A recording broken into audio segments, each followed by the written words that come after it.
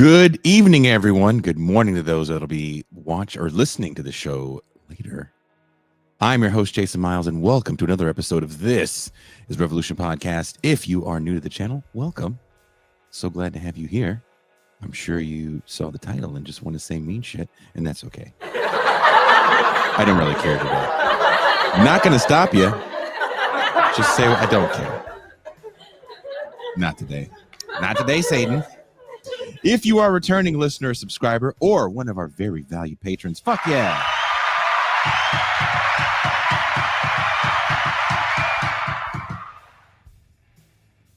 So glad to have you guys here. There was a guest scheduled, and I booked that show like 2 months ago and sent follow-up emails because I had a feeling. I had a feeling that there was going to be some flakage. And sure enough, as I'm setting everything up, 5:38, got an email that said, "Yeah, can we just reschedule?" And I was like, "Man, no, you can't." And eat a dick. But I was able to ask some of the TIR family. Hey, because I was having a conversation with Bert Cooper, literally right when all this was happening, and he jokingly was talking about AOC. So I was like, oh, what if I can throw something together last minute with some smart people? I think the TIR crew is filled with some pretty intelligent individuals. One of these individuals hasn't been around for a while. I know you guys question this person's whereabouts, but they are here right now. Please welcome the voice of reason, M. Toussaint. Hello. Thank you for having me, even when MSNBC let me go. Appreciate it. That's right. Now you guys know M. Toussaint is really Joyanne Reed's assistant. Yep. That's who she is. She is. Peace in the chat.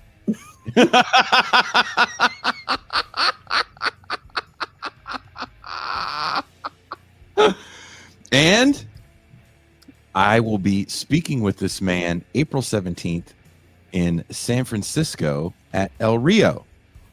Wherever you're watching or will be listening to this show later, there's links in the description to get tickets to said show. Some of the things we're talking about tonight, we'll probably talk about on said show. Sadly, because this was put together so last minute, the entire script I had, the series of questions I had, I could ask these people on the screen.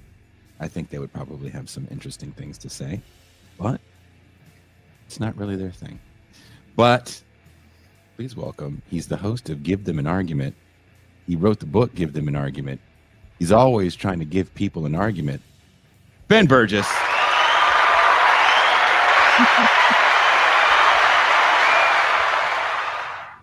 Hey, Jason. Hey, MT. Hey. I think it was really unfair what MSNBC did to you. Thank you. I appreciate that. Lay me off like I was at Party City or something.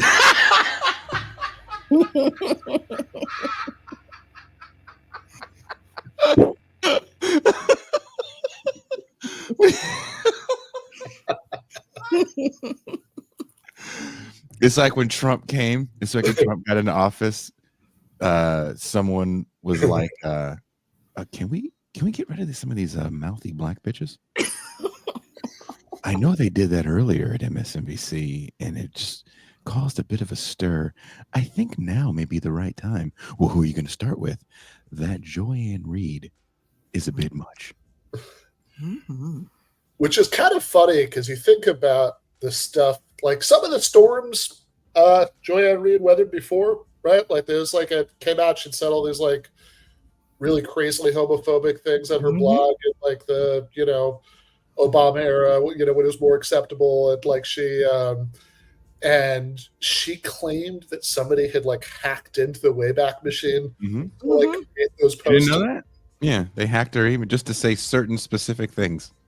About certain people. Hey, Yeah, no, it happened to me when I got caught cheating on my first wife.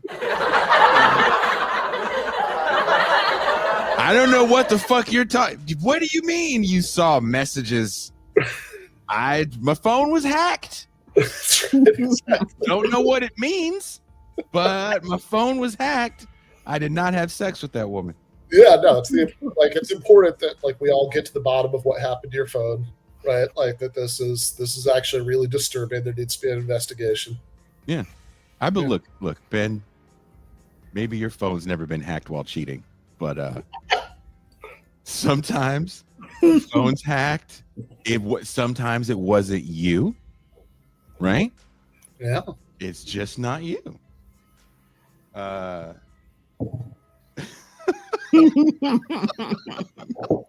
Some Ken K said, "Is this an April Fool's? Why does it sound like Balky? An April Fool's joke?" No, I actually don't think April Fool's jokes are funny. I don't do April Fool's stuff. The only holiday I celebrate is Christmas and birthdays And Halloween. It's kind of Christmas and I really forget about everything, even Halloween. It's That's how bad Halloween all year round for you. That's what I. You could be right. That's kind of You could fair. be right. Yeah. We were gonna do some kind of Halloween show last year. I don't remember what happened. Because I'm not, both of us are kind of like, Yeah. And it sucks too, because I have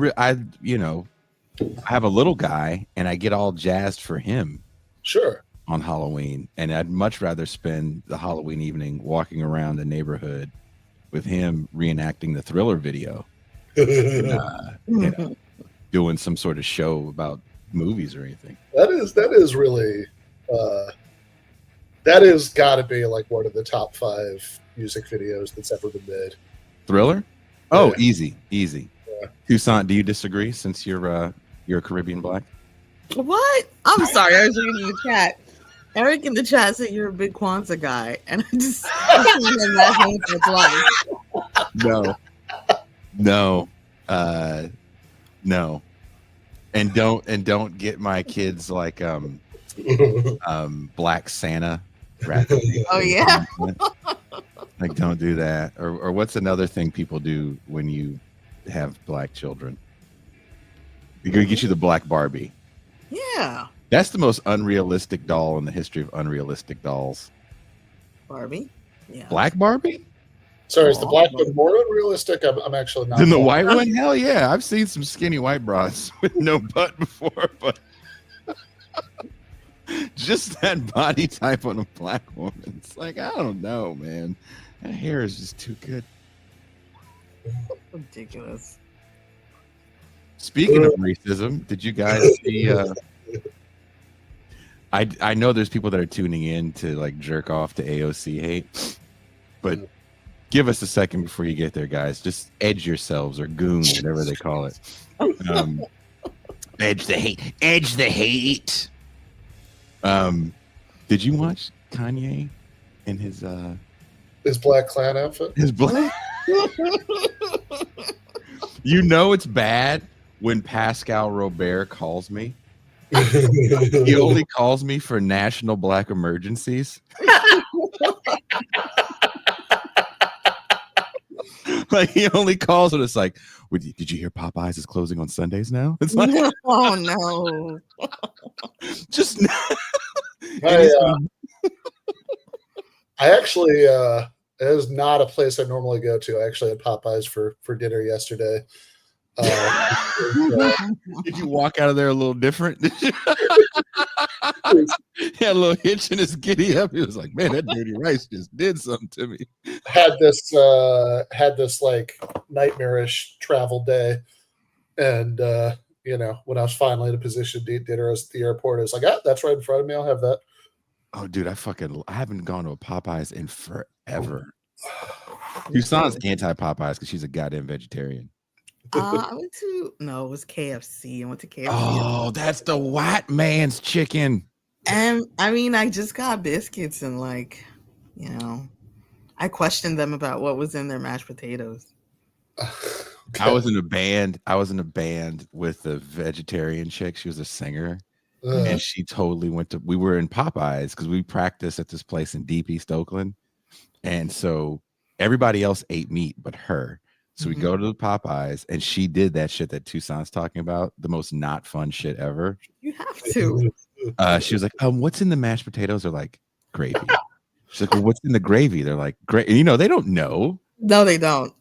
And they're like, gravy. And so she's like, well, is there meat products in the gravy? Oh, probably. They had to go ask them. Finally, she found out that everything in Popeyes had meat in it. Yeah. I will say I like chicken. I have I think I've been a little bit spoiled. There's the Roscoe's House of chicken and waffles right down the street. That's is it that close to you? It's very close, just a few minutes drive. Yeah. Oh, I didn't know that. Yep. So that's actually good, but whatever. This is fun. In Popeyes, that's for wrong. Toussaint walked into Popeyes like James Earl Jones walked into McDowell's.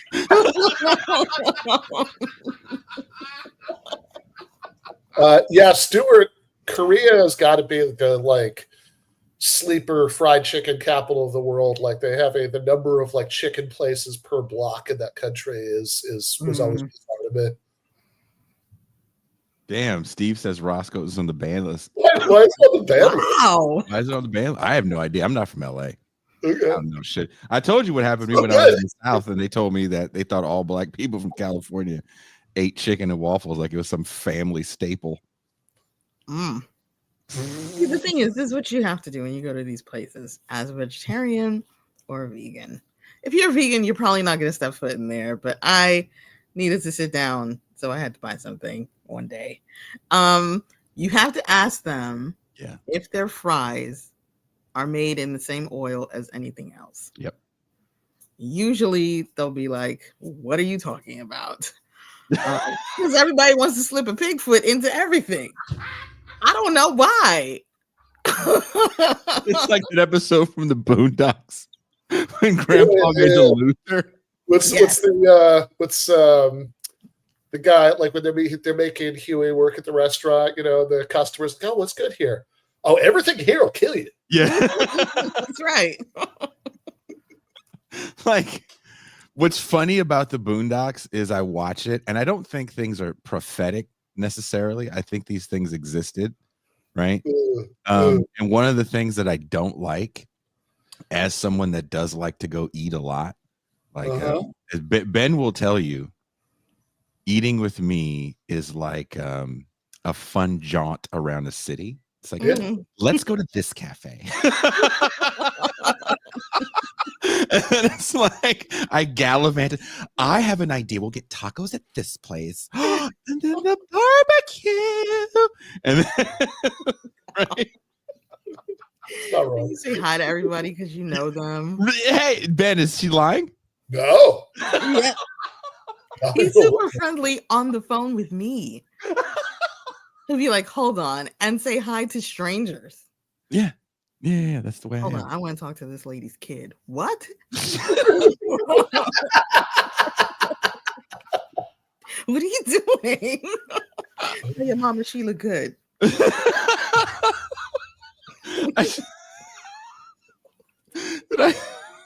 I tell you about that, Ben? One time I was at this one restaurant and there was this really nice young waitress. She was young though, and we were talking, and she was like, "Oh, how old are you?" I was like, "I'm old." She's like, "Well, how old?" So I was like, "I'm old enough to be your parent." And so I told her how old I was, and then I was like, "Well, is your mom hot?" She's like, "I think my mom is pretty." I was like, "What's she look like?" She goes, "Oh, she's right over there." I was like, "Hey, tell her I said hi." Yeah. She made her mom come over and talk to me. Yeah, Jason story.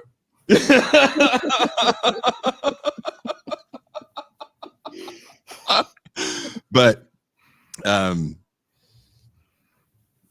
go with Tucson to Popeyes. That's the story. Is just don't go to Tucson to Popeyes. I greatly enjoyed your fries when you and Ben were in New York. Yeah, I was actually just thinking about that. I don't remember. I mean, I was drunk, but I don't remember you interrogating the bodega. I didn't. You know why? Because Anders Lee was so lost. I think he was a few, not maybe drinks, but a few kratom hits in the wind. He had us walking all over Brooklyn. I know this great place. No, you don't. Yeah. No, you don't. Took us a while to figure out he didn't. Yeah, he was like, it was here yesterday. No, it wasn't, dude. You just made that shit up. You, in fact, do not know a great place. Do not.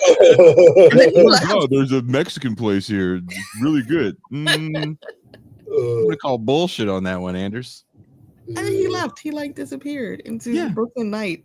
Because he knew I don't know where the fuck I am. I gotta get home. That's true. You know what?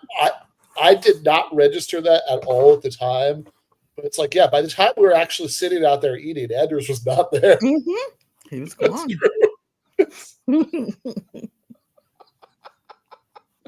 Strom says the AOC phenomenon is a vestige of the Popular Front, a vestige of Stalinism. She is an enemy of the international proletariat. End of story. Strom, I wholeheartedly disagree with everything you said. I don't think she's a vestige of a Popular Front. I don't think she has anything to do with Stalinism. But is that one of those things where if I give you the blotch on the paper and you're just going to see Stalin? Yeah. What do you see? Stalin. Okay. But this one's the Man of Steel. she goes to Popeyes. Does she interrogate them about what's in everything? Because if so, dude, if so, that is a little bit Stalinist. Here's the deal. This is the part of the conversation that people aren't going to like, but it is the honest part. If I ran into AOC at Popeyes, I totally hit on AOC at Popeyes. Sure. Of course you would. And then you'd be like, do you have any more like you at home? A little older, a little saggier? And she'd be all weirded out, like, what is this guy's agenda? Did you say a little saggier? Yes. You're a little too perky for my liking. You're still a baby.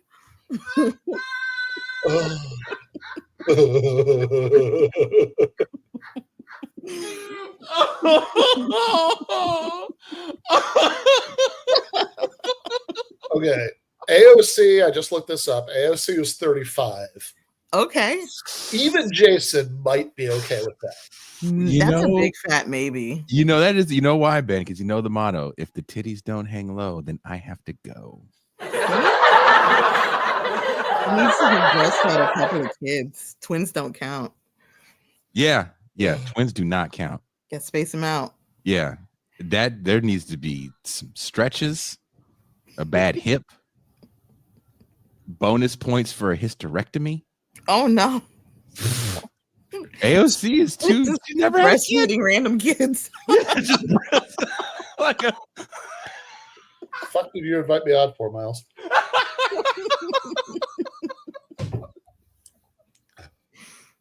Well, you can get all the 35-year-old perky ones. You can go to Ben Burgess. I'm sure they'll be at the show in San Francisco. Maybe not after this conversation. Wouldn't that's how you know you made it, when a bunch of people, well, I'm going to show him.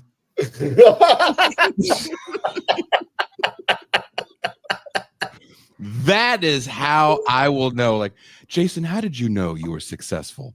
Was it when you had your first New York Times bestseller? No, it was when like 4 chicks showed up that were just wanted to bang. Jesus. That's when I knew. Americans will use anything but the metric system. Old habits die hard. Here in Mexico, still doing that.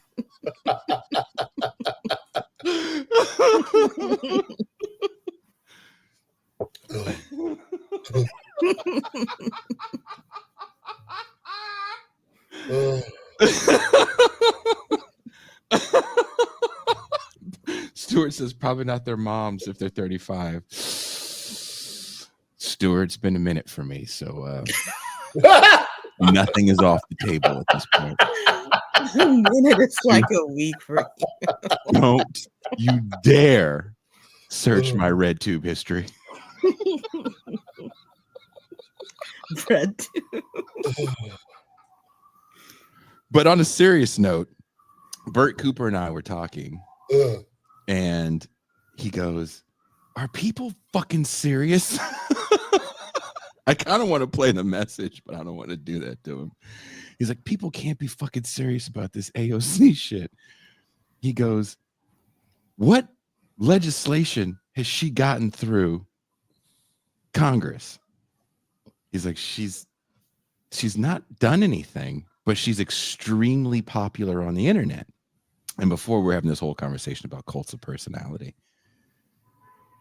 And I was like, well, they're just going to skip over Gen X, and she's kind of the millennial queen right now. And politics does seem to be almost escapism for people in some weird way. It's entertainment. And she's managed to sit very comfortably in this between actual politics and entertainment. So Ro Khanna would be the Gen X candidate. No, I think he's too brown. And that says a lot. Really? We had Barack Obama. Nothing about Ro Khanna even seems brown to me. Really? That man is brown as fuck. Ro Khanna of color? No. I don't see it.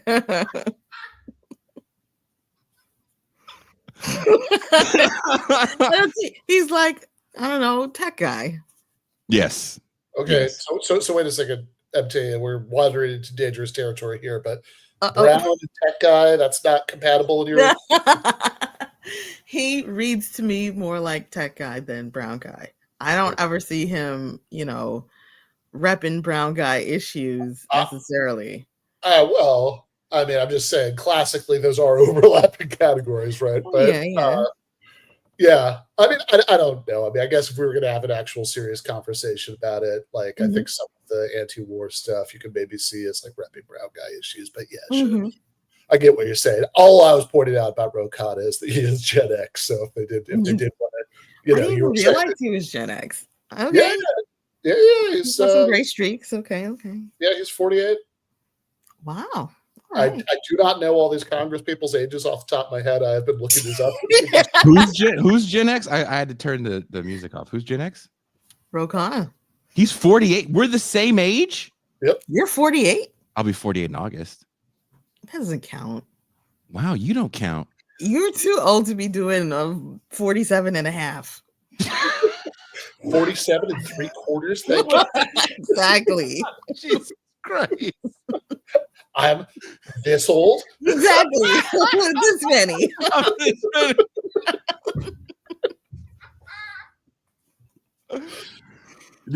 Okay, AOC is going to have to run with a white dude. Yeah. Sure. A Gavin, maybe, because I don't know if an AOC that's a really brown ticket, dude. No, I would assume that if they're going to do the conventional wisdom thing, they put her like, and if we're imagining an AOC like winning the Democratic nomination somehow and being the candidate, if we're just playing pretend for that, like I think that the conventional wisdom she would have to have like the whitest vice president ever. Somebody said he's not Bernie. And Bert made another good point. He goes, even if she was a quote unquote serious candidate, and let's just say she won in 2028, the amount of press that she'd be doing around not just the first woman president, but the first brown woman president, the first brown president, first Puerto Rican, first Latin to go platinum. First she's big fun out here. She got the whole Escovedo family. Nicole Richie can finally admit to being Puerto Rican. Nicole Richie. You didn't know her real name is Escovedo? You didn't know? Is it really? She is the daughter of Sheila E.'s brother, and I forget who her mom is. And they were just whacked out on dope. And Lionel Richie's wife was like, "I want a child. Just go get the one that what's his name fucked over." And they adopted Nicole. That's a big heart right there. It is. It is. So Nicole Richie can be Puerto Rican again, and people will stop pretending that she's part black. That's important. I think they need her numbers. They need her numbers. So, I personally like the idea that AOC might be related to Bad Bunny. He's an Ocasio. No way. He's an Ocasio, yeah. Would breakdancing be back in the Olympics if AOC becomes president? Did they take it out the Olympics? After that fucking Aussie just ruined everything with that interpretive dance bull. Bad Bunny for VP. He considers Strom himself says, white. I don't know if that counts. Strom says she represents the outright submission of the international proletarian movement to capitalist political institutions. That's the legacy of Stalin. Strom, I know you are a big fan of everything on sublation, but you have to stop. At a certain point, it's just not real. The Man of Steel is always present in our hearts. Someone says J-Lo's going to be UN ambassador. Does J-Lo, I said J-Lo because I confused the two because I'm the racist one. Does AOC? Wow. Confusion. Okay, yeah. Three letters, Puerto Rican chick. I get it. Tell me, come on. If they're standing next to each other, you can tell them apart. Get out. Really? Yes, you can. No. Even if you're racist, you can tell them apart. I'm the bad guy. Now I'm Colonel Sanders in this equation. I mean, sure. But does she want to be president? Do you think that's part of this Bernie Sanders trip? It's possible. I mean, I don't know that I have any insight on that one way or the other. I mean, that's something people are saying. I have a really hard time, imagining it. And by the way, in all seriousness, I don't want to dwell on this a lot, but I think that the way that the left has had to navigate the two-party system in the U.S., I don't think it has anything to do with like Stalin or anything like that. I think it has to do with like how elections work and the fact that the left is really structurally weak, and we don't really have parties the way that European countries do, and blah blah blah blah. I have a whole boring conversation about all that stuff, but for the record, I think it's all that stuff is why we don't have like a independent mass like labor or socialist party in the U.S. But like I guess I would just say on the AOC thing, I mean, I think that I've got my criticisms I could like bore everybody with, which I give me two. Sure, Go for it. Yeah. Well, okay. I mean, I think that we could talk about policy criticisms, and again, I definitely do have some. Although I also think I probably have them of anybody we're going to have this conversation about, because, actual electoral politics is a very different thing than like podcasting, right? What do you mean? Oh, sorry. Fuck this guy. Like it involves a lot more compromise, right? Like that's kind of the nature of the beast. And so, I mean, I think anybody, Bernie Sanders, right? If we really wanted to get into it, right? I mean, I could, that man has not magically spent, the last 200 years in Congress and the Senate without casting any bad votes, right? But I guess with AOC, the thing that seems like a bigger issue to me is that I have a really hard time imagining her doing what, like, I mean, Bernie, who, by the way, of course, even Bernie, it's not like he won, Yeah. Right? You'll notice it's not President Sanders who's in office right now. But Bernie was able to, I think, come as close as he did in different ways in both 16 and 20 because he was doing something that I think is really different than like what a lot of other left politicians are doing. And I think AOC's approach is different enough that unless she really changed, I have a hard time imagining her actually picking up that mantle and like actually, making a serious run at it because, Bernie's whole thing is that he is just relentlessly laser focused on material issues, right? That like if you ask him about anything, right? Like he'll say like, if it's like a policy thing, he'll say like the correct progressive thing about it, but he'll say it in about 30 seconds, then he'll pivot back to his core message, right? I mean, the guy's just relentlessly single-minded and focused. And that's why he was able to be so effective, right? That he's just, nonstop talking about things that are actually really popular issues and appeal to a lot of people who, wouldn't normally be associated with the left, appeal to a lot of people who might even vote for Trump, right? Like that,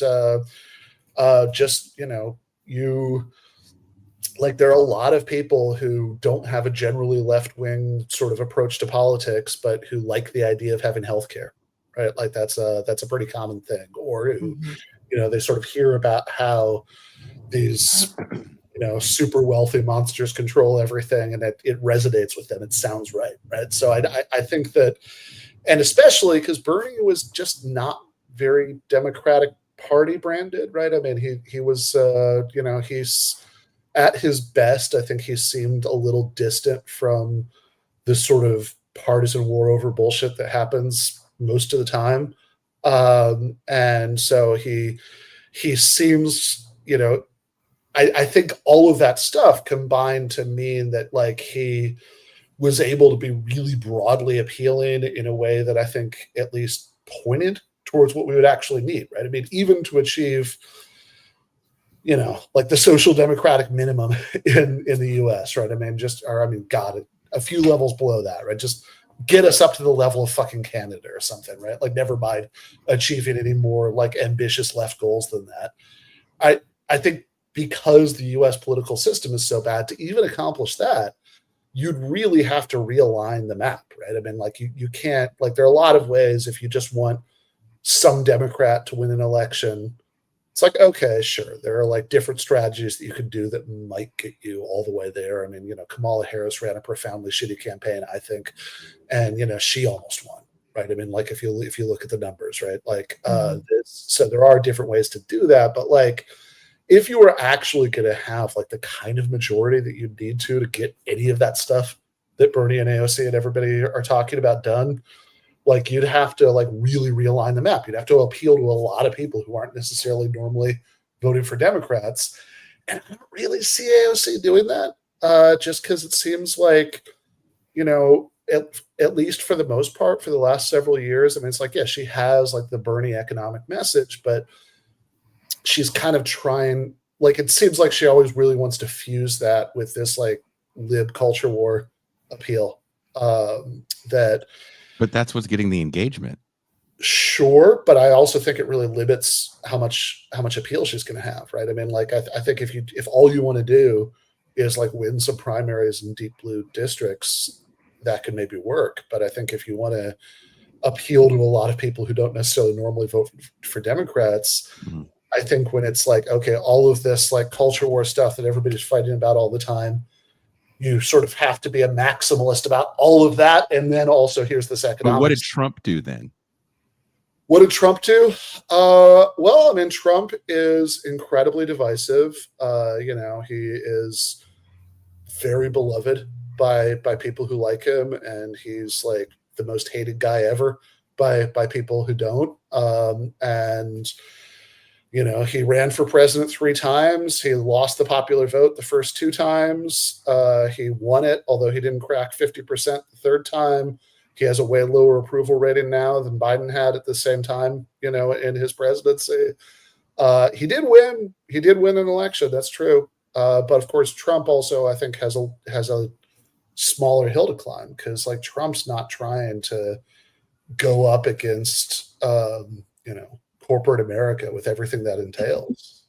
Right? I mean, like Trump, he is kind of say more America to some extent, right? I mean, I asked the question, well, what did Trump do? Because I think we're forgetting that she's been in the public imagination now as a celebrity since 2018.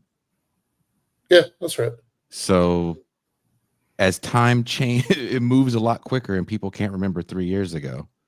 I think the fact that she's been around now since 2018 is probably the most recognizable figure in Congress, regardless of the fact of anything she's done. Yeah. That's got to mean something. No, I think it means something. I'm just questioning like how much popular support. I mean, look, I'd love to be wrong about this, right? Like, of course, right? It'd be fantastic to be wrong about this. Are you kidding? I mean, if we could, if we could get President AOC should say some stuff I thought was annoying, but I'll take it for the healthcare. Right? Look, is President AOC just, how does she get, for someone that's never gotten any legislation through in Congress, and then we have to look at someone like Barack Obama, right? If his signature legislation is Obamacare, which what would you say is that his signature legislation, Ben? Is that going to be his legacy? Oh, for sure. He signed it. It's Obamacare. That's got to be his signature legislation, which was already in place was it Romney Care or was it something else? So there's Romney Care in Massachusetts, which like the core idea is kind of the same. Like this is something that, going back to like the 90s, conservatives like would suggest, like the Heritage Foundation was like, oh, here everybody could have health care without us doing this horrible socialist single payer stuff.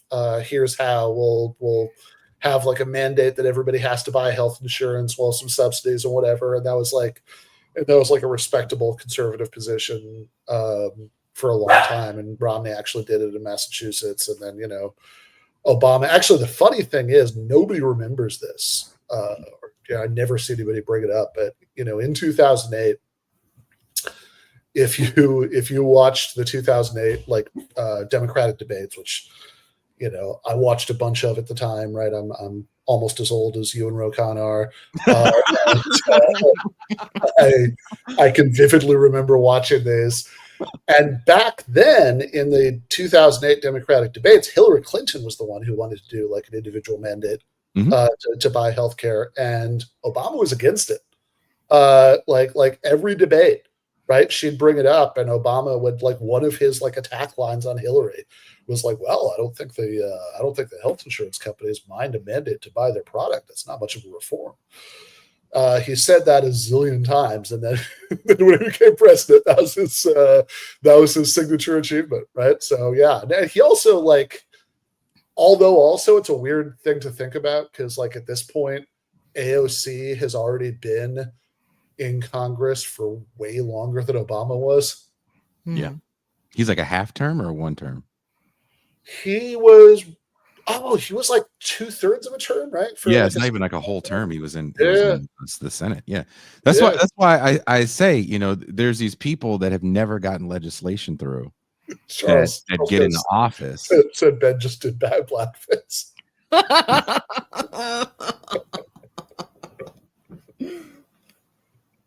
You want blackface? We'll show you blackface. Go on. No. There's the whole colored people thing I'm going to do in the champagne room, which is oh dear. There's like 4 people who say, "I'm going to talk about black shit in the champagne room," and they'll be like, "Oh, I want to see this." That's not going to make me laugh. Yeah. John Edwards, people are bringing it up in the chat. John Edwards was what passed for a left-wing candidate in 2008. That's how bad things were. Worst psychic ever. Because basically John Edwards, he wanted a public option. He gave some speeches where he said that poverty and inequality existed and weren't good. That's how low the bar was in 2008. That was like, well, all right, that's as far left as anybody's going to push it. We had Dennis Kucinich. but he was short. And Damn, Well- you think like that was it? You had Dennis Kucinich for a minute at the beginning of the campaign. Like he ran for president, if I'm remembering right. Dennis Kucinich ran for president, for real in 2004. Like, I'm not saying he ever had a chance. He didn't, but like his heart was in it, right? Like he was making a real effort in 2004. And yeah, I mean, he was definitely the one who was like saying like, actually, you're right. I mean, that was like, but like in, he couldn't have been a major candidate for the nomination in 2004. I mean, like somebody who is like as left as Kucinich, which by the way, even then, it's in a lot of ways, it's still like he wasn't calling himself like a socialist like Bernie was in 2016, right? Like he, but it's like, yeah, you're right. Somebody who was actually had like actually recognizably left-wing views like Dennis Kucinich. I mean, he was like a joke candidate. I mean, he had, it was like, yeah, he was only there when they were having debates that had like 10 people on the on the podium. And then 2008, he ran for like a minute, but like he'd gotten married. Like he had that like redheaded wife who was like 20 years younger than him. And because you need a wife to become president, also you need to be at least 6 feet, I think it was. Oh yeah, he was like, all right, I could get one of these. But I've seen a romantic comedy where the president was single. You can't have that. Book and write it. Well, damn. I don't know. 2008, it didn't seem like Kucinich's heart was in it. It just kind of seemed like you got the impression that he was like taking a break from his honeymoon to like go do a couple debates. It's like, you know what? Whatever. This is fine. But in the era of meme culture, right, where everything is a meme, music is a meme. That is, you are correct, Sid. But yes, go on. Can a person like AOC find herself in office? I mean, Bernie Sanders would have been a Dennis Kucinich candidate in 2016 had there not been kind of a large cultural shift. Wouldn't you agree? In the post-Obama world. Yeah, I mean, I think Bernie Sanders is a much more talented politician than Dennis Kucinich, but I also agree that, like, look, I mean, when Bernie first started running for office, he didn't think he was going to be like a major factor in the race. I mean, he certainly didn't think he was going to win. I mean, if you actually go back and watch that video of Bernie making his announcement for the first time he ran for president in 2015, I'm pretty sure he did it on his lunch break from the Senate. Yeah, he was eating a sandwich at the time. Yeah. He wasn't. Because he had he came out. He had his announcement speech folded up on a little piece of paper in his pocket. This is literally true. He took it out. He said, "I'm not going to have a tremendous amount of time to answer questions." Right, and he gave this 10-minute speech. He's just talking. He's talking to like a few reporters, and then he goes back to the Senate. Right, like he clearly thought that he was going to be a marginal protest candidate. All of which is just to say, yeah, look, I think, part of the difference is that, again, I think Bernie Sanders is a much more appealing communicator than Dennis Kucinich, because Dennis Kucinich is 4 feet tall, and he claimed to have seen the UFO. He had a lot of. But isn't part of that's that, but it's that's not all, right? A lot of it's that America changed in between 2004 and 2016. I mean, we had no social media like we have to this day. At this point. Yeah, social media definitely helped Bernie, and also financial crisis happened after 2004. Yeah, I think the world economy melting down in 2008. Barack Obama, bailing out banks and leaving homeowners underwater and overseeing 8 years of continually increasing economic inequality, and also not for nothing, right? I mean, people often, I think, leave this out of the story too much, but it's continuing the wars for 8 years, which I think led to, by the end of that, I mean, I think just a lot of really deep disgust. Right. I mean, this is what Trump benefited from, a lot of that, right? That people had the, very mistaken idea that Trump was somehow anti-war, which he, cultivated about half the time. And I mean, that's a huge part of why he won. Right. So it's I think the country was in a very different place. And I think a lot of people were ready for what Bernie was saying by 2016. I think if he'd run in 2008, which I don't think, I mean, there's a reason he didn't, right? But if he had, I don't think it would have gone anywhere, probably. But would you guys both agree that the big difference between AOC and Bernie Sanders is that she represents a personality that the media wants to cover? And that was huge for Donald Trump. Donald Trump was also one of those marginal candidates as well. No one took him seriously. They didn't take him seriously for a long time. Donald Trump also ran for the Reform Party nomination in 2000. Like, Pat Buchanan ended up getting it, but like Trump was like floating that for a while in 2000. Mm-hmm. Sorry. No, sorry. I didn't have anything else to say. We can practice progressive stack here. I think AOC is a person that the right wing likes to cover. And I think that that's a major difference between her and Bernie. Yep. She's going to get right wing coverage in a very different way than Bernie will. They like to go after young women, especially if they're attractive. And that's very much her. They're very attracted to her too. So she'll be all over their news. I think to underestimate her as a candidate is to really continue to look at politics through like a 90s lens. It's like everything's different. No one knows what's going on. Joe Biden was president. There's nothing more to say that Joe Biden was president after looking really bad when they had the clown car candidates against Bernie in 2019. Black people is just as good as white people. Fuck did you just say? Kamala Harris. I was that little girl that you wouldn't let go to school because you hated niggas. She had the t-shirts printed up already. Yes, ready to go the second she said it.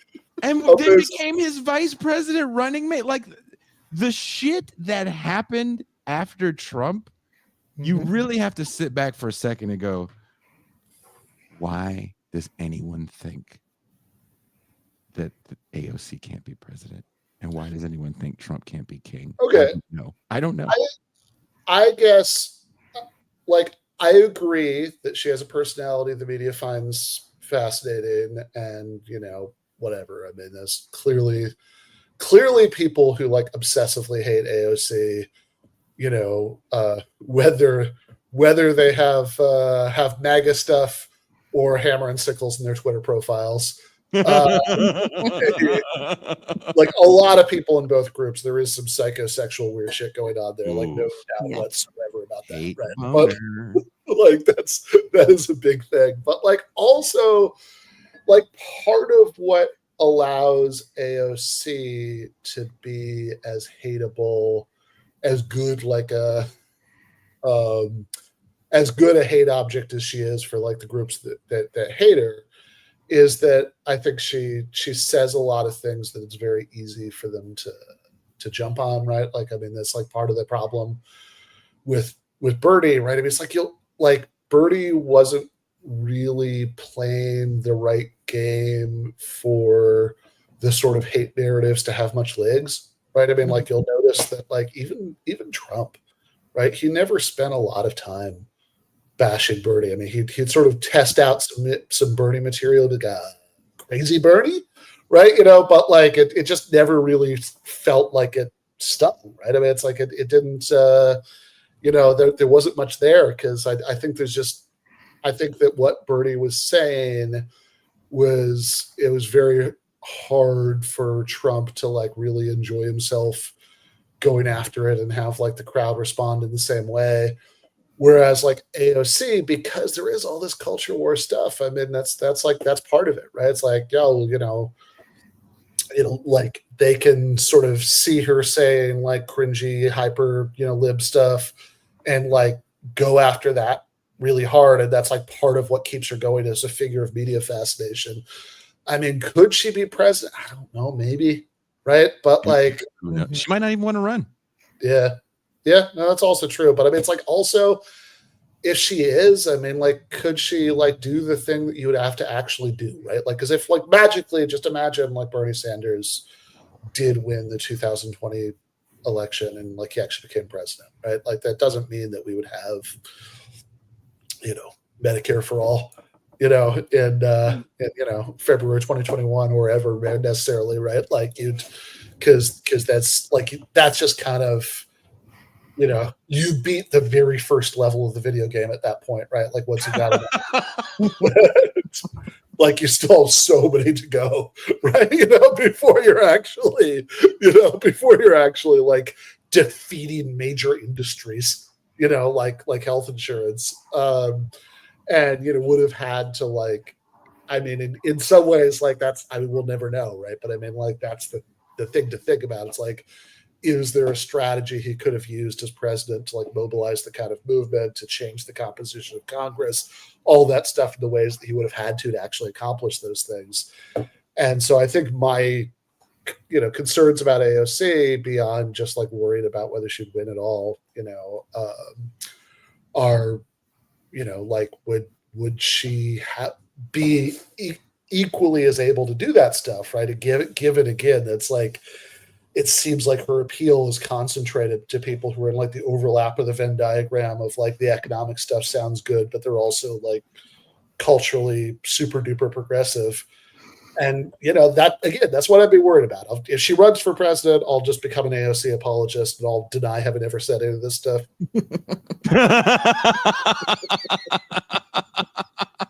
Lying like me wasn't me. Jason AI'd everybody. That's what he does. He's an AIer. Exactly. So this is all fake. It's all part of the simulation. Exactly. Wow, AI has gotten so good. Can you believe the video that Jason posted? They even put a cat in there. Such a good detail. I wouldn't have said any of that stuff in that chicken conversation either. So yeah.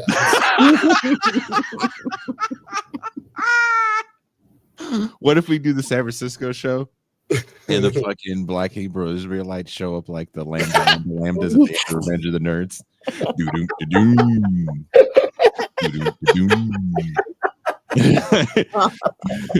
Say, brother, you been talking that shit about us on your TV show?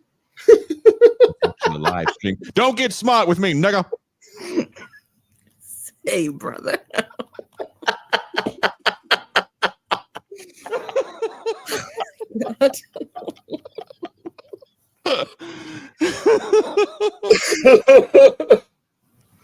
Then I get my ass kicked by all of African Bambaataa and the Soul Sonic Force.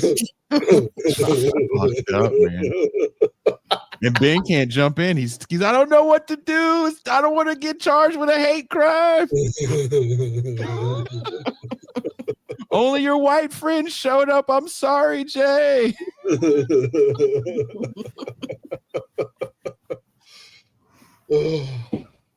That is my nightmare for the San Francisco show. Okay, well, I don't think there's more than like a 5 to 10% chance of that happening. I literally woke up at like 2:00 this morning with that nightmare. Yeah. I was like, this Hebrew Israelites chasing me. And then I thought I escaped them in the Nation of Islam. I was like, not so fast. God, when that happens, those photos of me fighting with the Black Hebrew Israelites are going to look so bad. So you follow Ben Burgess, the racist that had the audacity to punch a black man dressed like a break dancer in 1984? How could anyone follow Ben Burgess?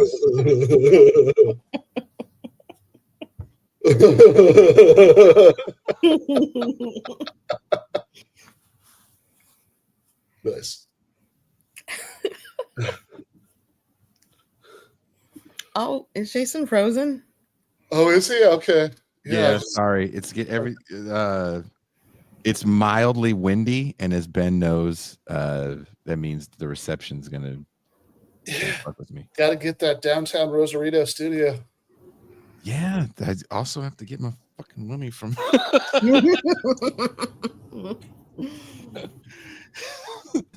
Every time I check my email to see if YouTube finally paid me, I feel like YouTube is treating me like what was that pimp movie we watched, Toussaint, with dude from Sesame Street? Oh my gosh, what was it? Sesame Street? Willie Dynamite? Willie Dynamite. Yeah. YouTube be treating me like Willie Dynamite. Yeah.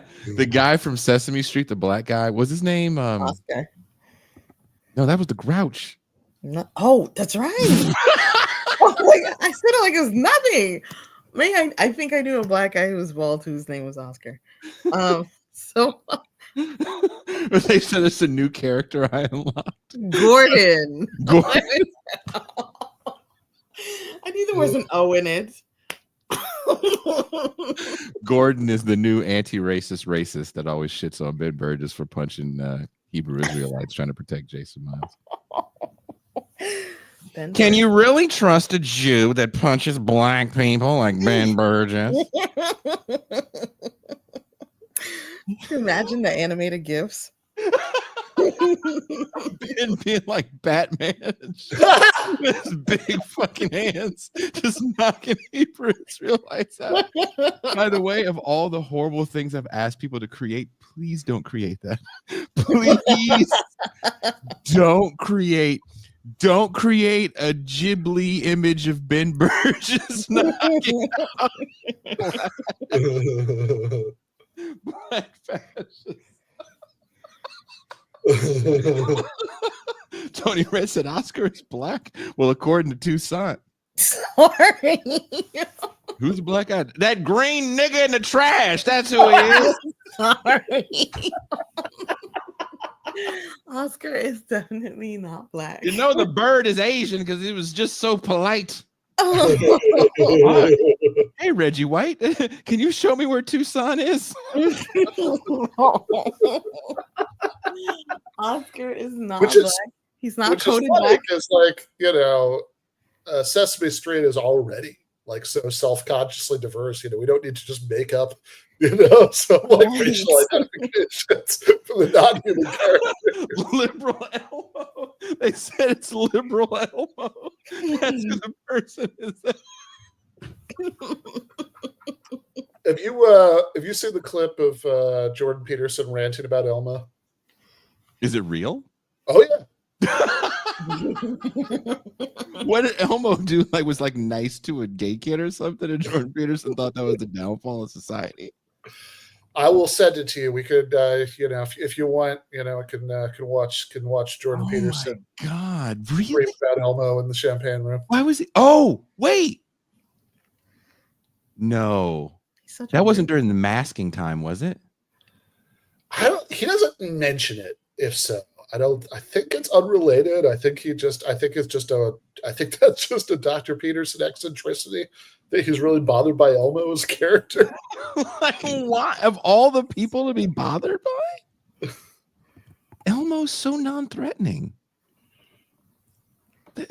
Toussaint, why is Jordan Peterson mad at Elmo? You know everything. Best. I'm looking it up, and Jordan Peterson Elmo Ramadan came up. What is that? Jordan Peterson's response to Elmo's Ramadan greeting is satire. I did see that. I think I even posted it. You do post some funny shit, by the way. I try. You post some really funny shit. Sometimes I'm proud to get tagged on your stupid shit. I'm like, oh, it's like I made it into her heart. Did you see what I tagged Teray and Cedric on Facebook?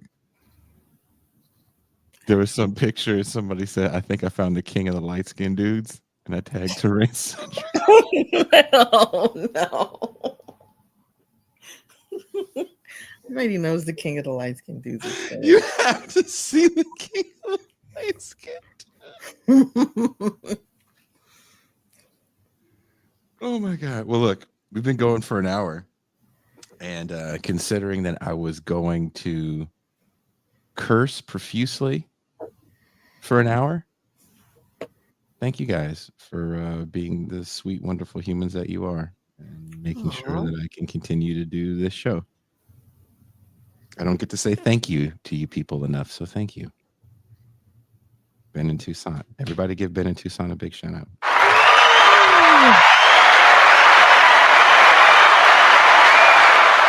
I'm being serious. Ben was in New York City, and he just got back.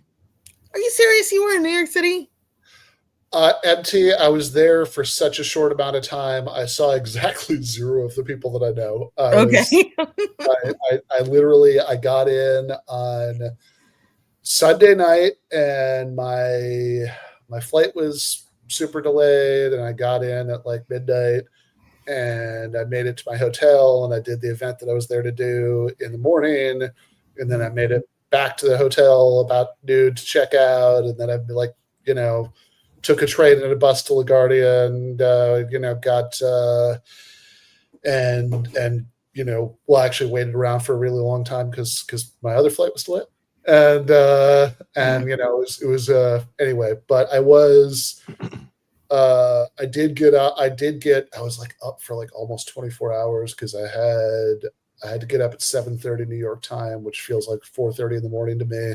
And, by the time I got back, not to LA, but it's like stayed at my parents' place last night. It was like 3 in the morning or something. So I was doing nothing productive today. I'm just as happy to talk about Elmo and Popeyes and Israelites. That's all fun. Can you imagine Ben just eating the Popeyes and he just starts just like, oh shit, like oh. Whoa, he starts breakdancing like, God damn, what is this? Starts moonwalks right out the Popeyes. That's what's gonna happen if AOC becomes president. It's like the end of Breaking to Electric Boogaloo all over the country. Everybody's saving miracles.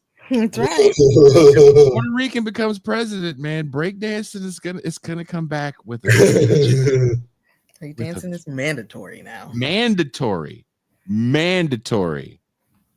Are you ready for that?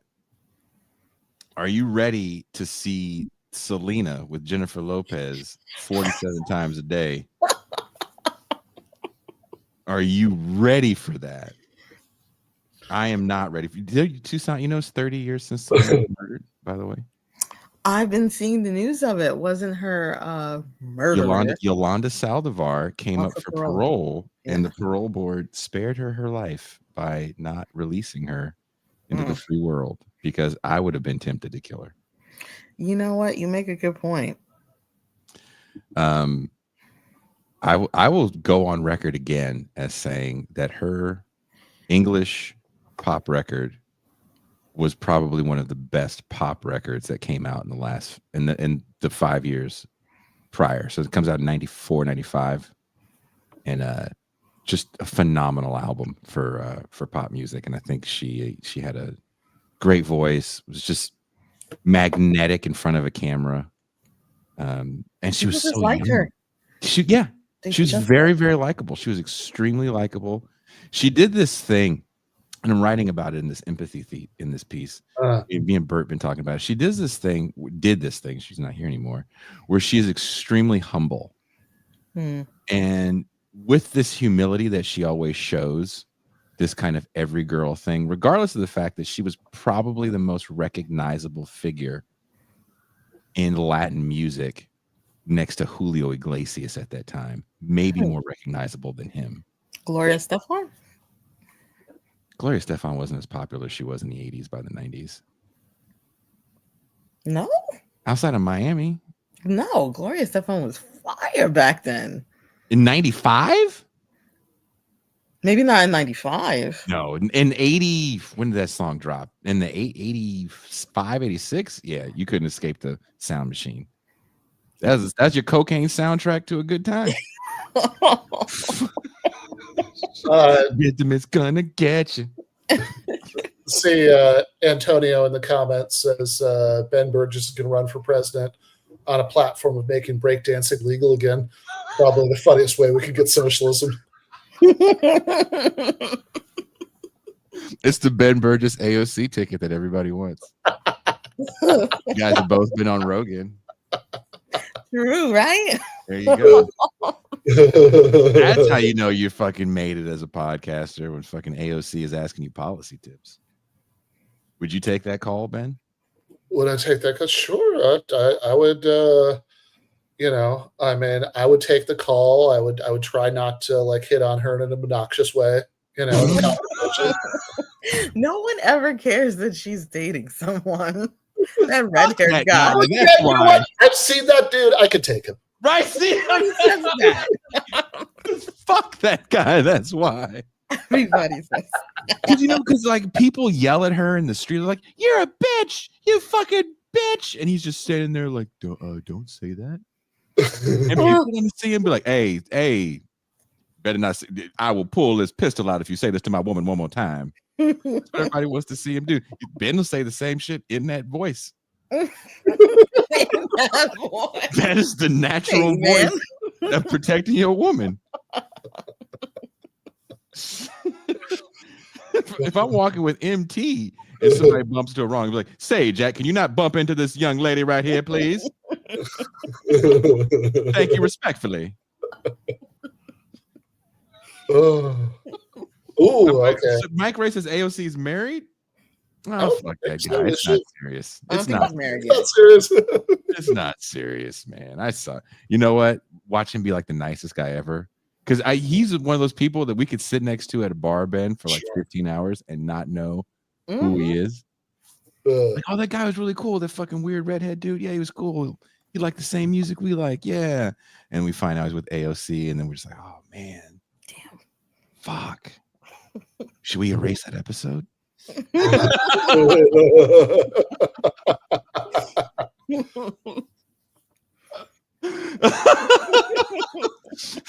Kushlook says if Ben runs for president, some confused old conservatives might think he's JD Vance.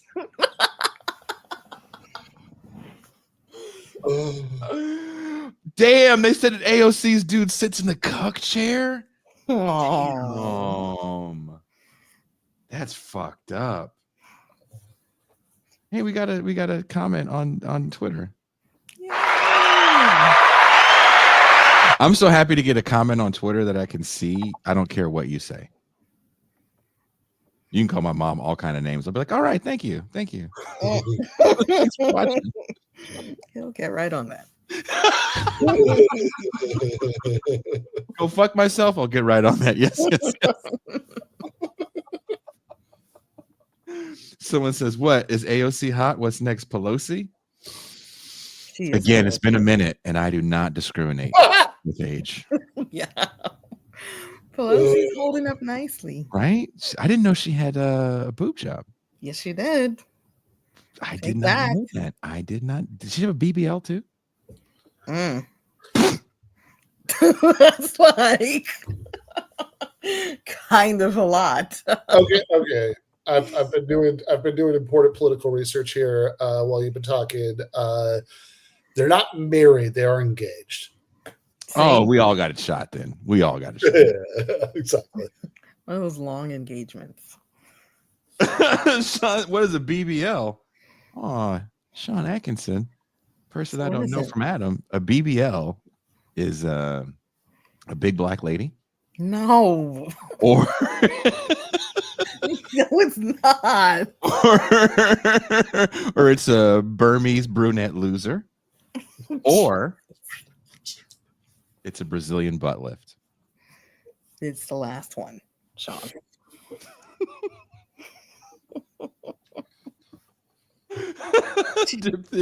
Diphtherio says it's a big black labia. That's even funnier. That's hella funny. Would you be more mad, Toussaint, if I hit on AOC or if you found out I left a party early to show up at Nancy Pelosi's hotel room? Would I be more upset? Would you be upset at either of those things? I think you might be surprised about the second one. I'd be surprised. I'd be upset because I didn't put any money on either one of them. Who would have guessed? I guess Jason was gonna go home and cry. Seemed like the sure bet. Tony said last week's term was wet undercarriage. Oh yeah, we did make up. Wow. Undercarriage. The wet undercarriage, Ben, is if you're getting, I believe the young people call it the sloppy toppy, where someone's just really going for it with the fellatio. And it's so moist, I guess is the right word to use. Ugh. That Don't ever Oh, say that. are you one of those? Are you one of those people who's like viscerally bothered by moist? Mm. It's just So not bothered good. by it, she won't even answer the question. All right. I'm sorry, I was drinking. that's how mad she is. She's drinking. It's not great. Just say damp. Damp. I don't know if damp is better. A damp undercarriage, so kind of underneath the tweener, the taint, the gooch, whatever you want to call it, that gets all wet. What if Pelosi's just, kind of known for that? Isn't the gooch the name of the bully on Different Strokes? You think about that for a second. Yes. The name of the bully on Different Strokes is under your balls. Nice. Nancy's undercarriage. If you did want to end this with some more family friendly content, I did put a short video of Jordan Peterson explaining his feelings about Elmo in the private chat. Oh yeah, I copied it. I'm gonna play it in the champagne room. Oh, yeah, nice. Oh yeah. Oh, I'm so tired of them taking the videos down for no good reason. They took the video down. We did a show with the effing canceled pod last week, and they didn't take it down, but they said that we can't monetize it. Oh wow, why? Was it in the title? I what you called it? Yeah. I didn't spell it out because I knew that was going to happen, and they're like, nope. And so I went for a review, and they reviewed it, and they said, nope. I watched a couple of minutes of that stream. It just seemed like some very pleasant people just sort of saying kind of nerdy correct leftist things. I don't know. Yeah, they weren't talking about their fucking private lives. They're Canadian, aren't they? There you go. Those people are freaks. Are they? Canadians? I thought YouTube liked Canadians. I mean, but Cuba? Come on. It's got a hot tub. Cuba's different. Cuba's got clearance. I was hoping Cuba was going to jump on, but he's in Europe still. Is he? Yeah, he's going to be in Europe for a bit. Damn, Nancy Reagan and Nancy Pelosi were at DC at the same time, so maybe she taught her something. All right. Poor Ben is having nightmares about this idea. Isn't Pelosi like 90? She's not 90. No, isn't she not? Ben, is she 90? I don't think she's 90. I think she's, let's see. She's 85. She's born in 1940. That's actually closer to 90 than I would have thought. You know what? I would not, Jason can have her, but but I will say now that I know that she's 85, she actually is holding up really well. She is. That's what I'm saying. Nancy Pelosi, like, damn, Nancy. She just had a birthday on the 26th? So she's formerly 84 and a half. Now she's 85. Is it fucked up, Tucson, if I would just ask her historic questions while we were doing it? Like, tell me about what it was like before you could wear pants. What was the silent generation like? Was it really silent? What was it like before television? Have you ever had a water pie?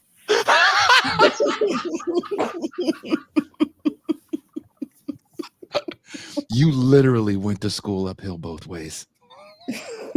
Are your memories sepia toned?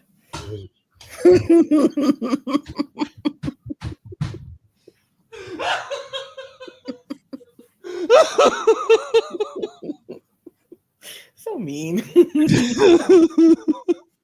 What if it wasn't even the right that's like canceling this show? It's just the Democrats.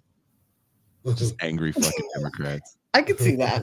They be hating. They some haters. Okay, what if AOC is like, no, I love my boyfriend, but my friend Lauren is single, and then she introduces me to Lauren Boebert. Lauren, I can't say the bitch's name.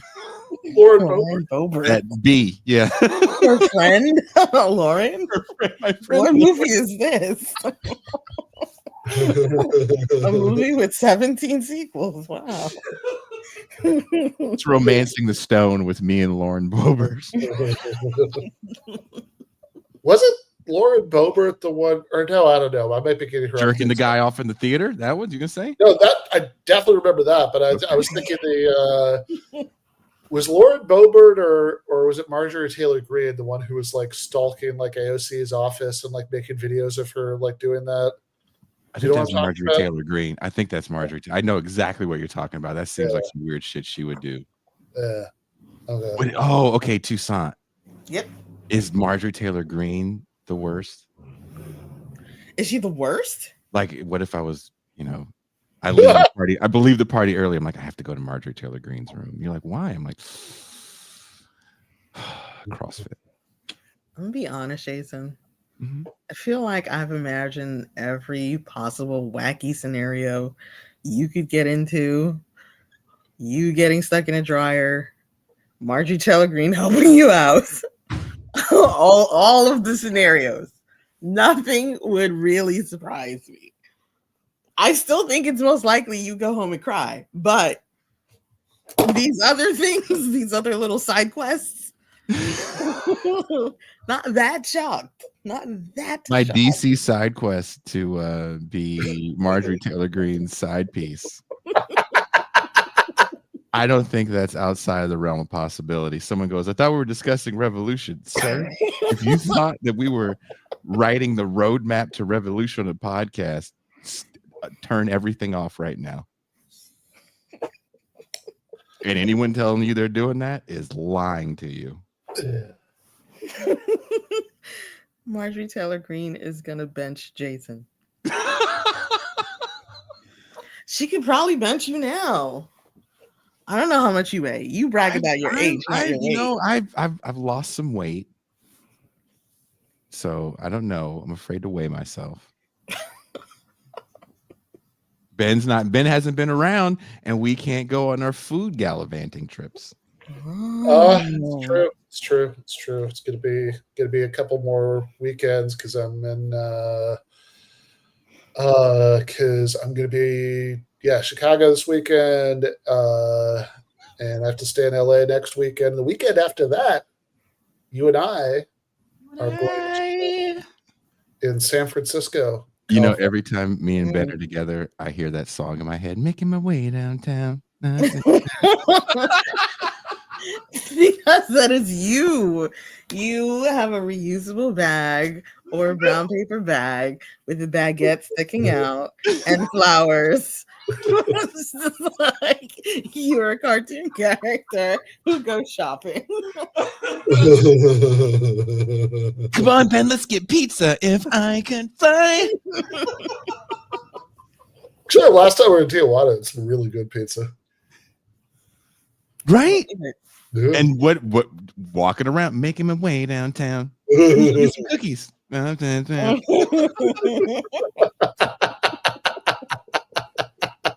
We walk. You think I'm lying, Toussaint?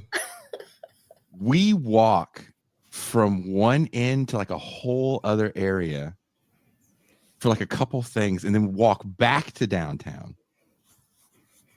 And it's like 5 miles. I believe it. You'll get your steps in. Yeah. We get our steps in. But it's a fun walk. Yeah, no, I have no complaints about that. I should walk more. I like walking around TJ. It's fun.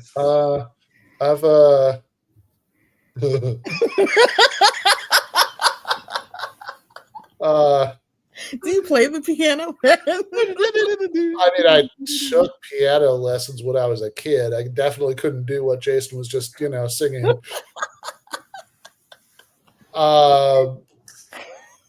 Kush look is degrading the proud people of Mexico, says Kush. Look, I will say this before we go, and Ben Burgess will back me up on this. You can get horrible pizza in Mexico. Sure.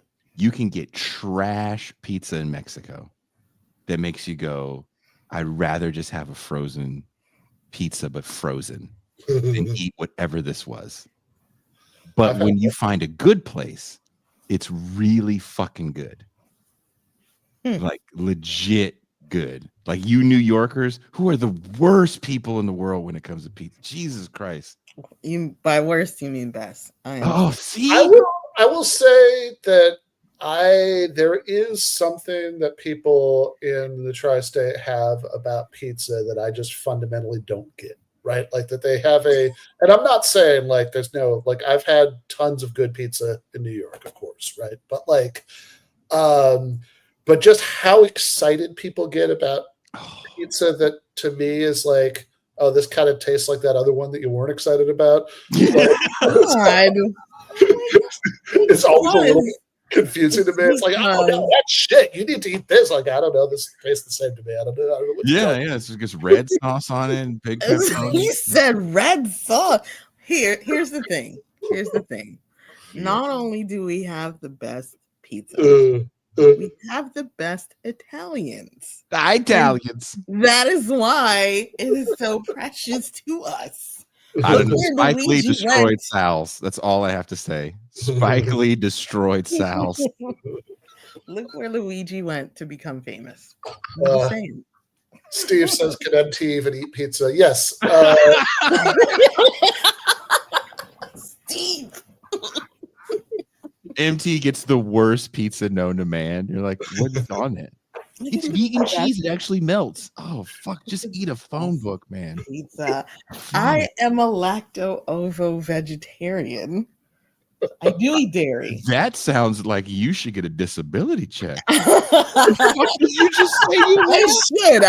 I am affected by the egg prices. I do need a check. Oh, my God. You're a What did you say? This is why Ben and I are single. Hey, you know you want to go to dinner? I'm a lacto-ovo. My ovarian is gone. What did you say, Pam? I just want to know what you fucking want to eat. I didn't ask if you had a medical condition in your vagina. You shut up. Varn knows what it is. Oh, Varn's got a vagina now. Oh. That is, you just call Varn Pat. Varn is watching now. We got to get fucking bitch snapped by Varn. I was hoping he would jump on.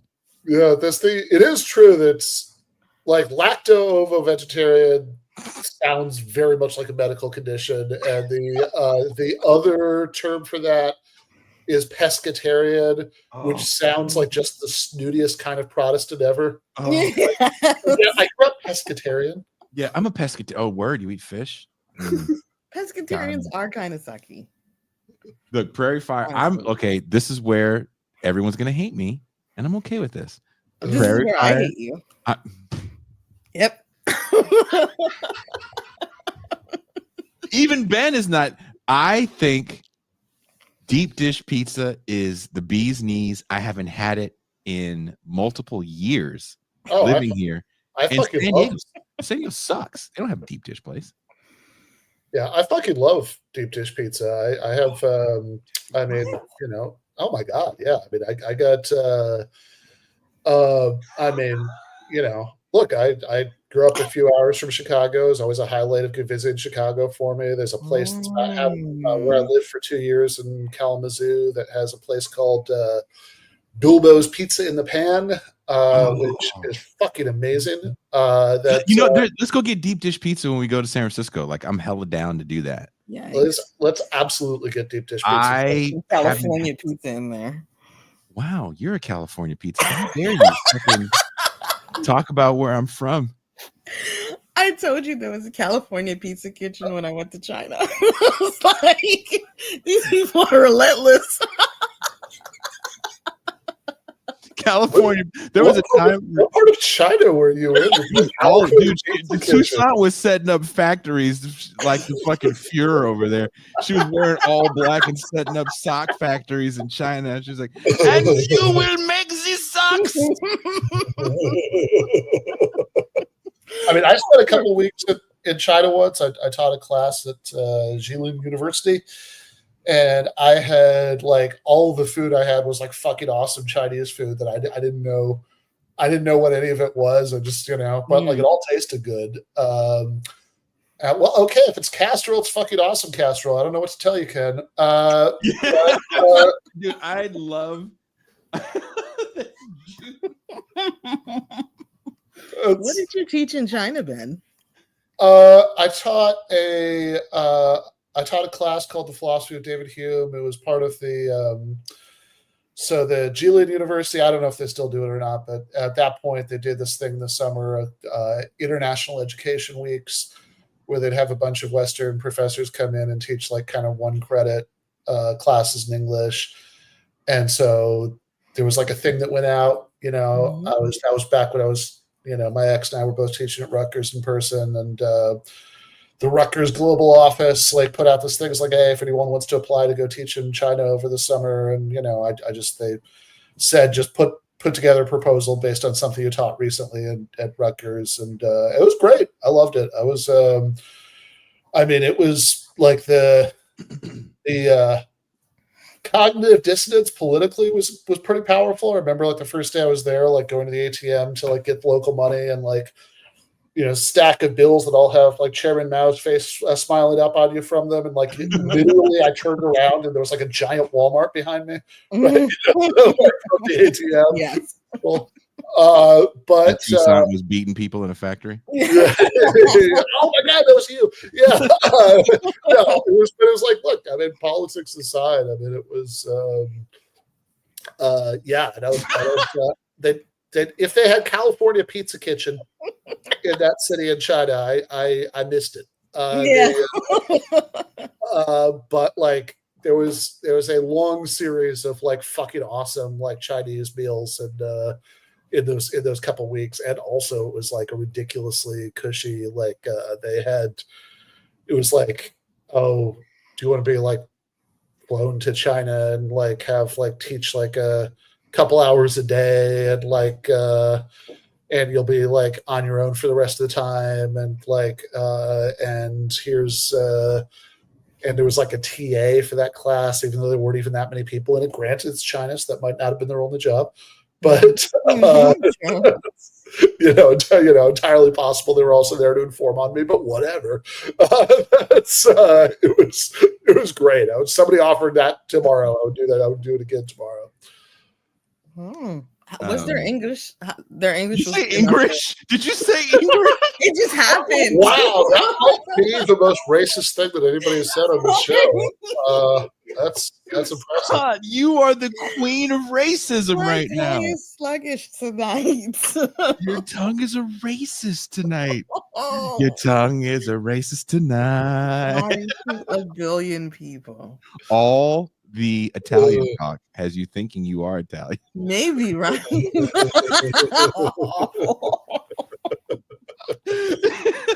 So was their English yes. enough to like understand? Yes, their English was fine. Thank you. Better or worse than your American students? It depends on the American students, honestly. True, right? Fucking everybody had I mean, everybody signed up for the class seemed to, like their English seemed fine. I remember one of the papers at the end, it was just really funny. It was like the first sentence was like, David Hume was a bourgeois philosopher in the 18th century. It's like, okay, well, that's not wrong. I've never had an American paper that started that way. Damn. Kids are fucking serious. Well, look, I was trying to say this a half hour ago, but seriously, thank you guys for taking the time to hang out with me today. I am still going to go to the champagne room because, just punch myself in the dick. What's going on in the champagne room tonight? You might enjoy this, Toussaint. I came across this black dude that did this art show, and it was just trash. No. And I kind of want to talk about identity politics and art. Interesting. There's this thing. Well, I'll show you the picture. If you want to come in the champagne room, I'll send you the link. I'll come in. Okay. So, I am probably not going to stay the whole time. but but- Ben wants to get a part of the racism. He's like, if Toussaint's saying English, I'm gonna jump in here with both fucking feet. I'm gonna jump in here and I got a size 12 E. Yeah, no, I'm hoping Toussaint's going to do the whole, the seating Christmas story with her at the Chinese restaurant. The wait staff is singing, right? I think she's going to do that whole song at the champagne room. So I want to be there for that. Someone says, did he have a dread mullet? No, it's worse. I'll preface you with this.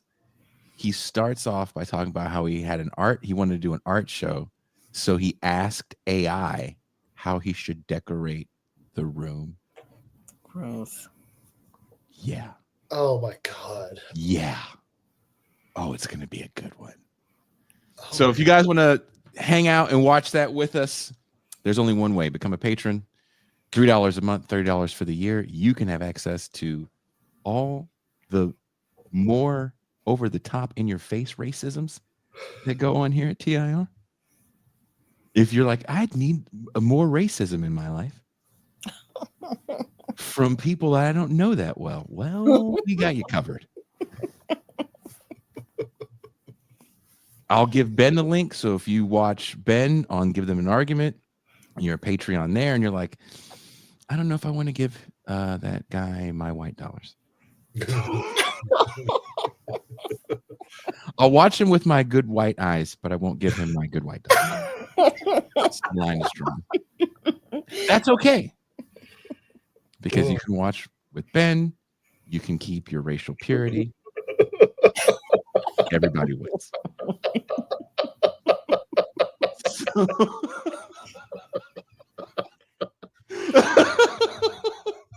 I really hope that doesn't happen in someone's mind. But I don't like we said earlier in the show. I don't know. Yeah.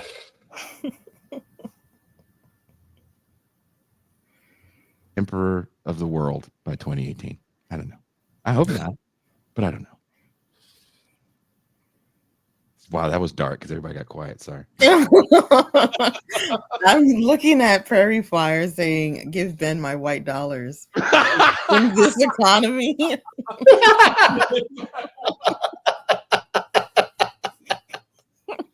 And remember, every patron is reparations for just me. Thank you guys. You could also pay my Patreon money in pesos. That's useful to me about half the time. So. Damn, it is. Because sometimes Ben treats. Thank you guys. And we are out.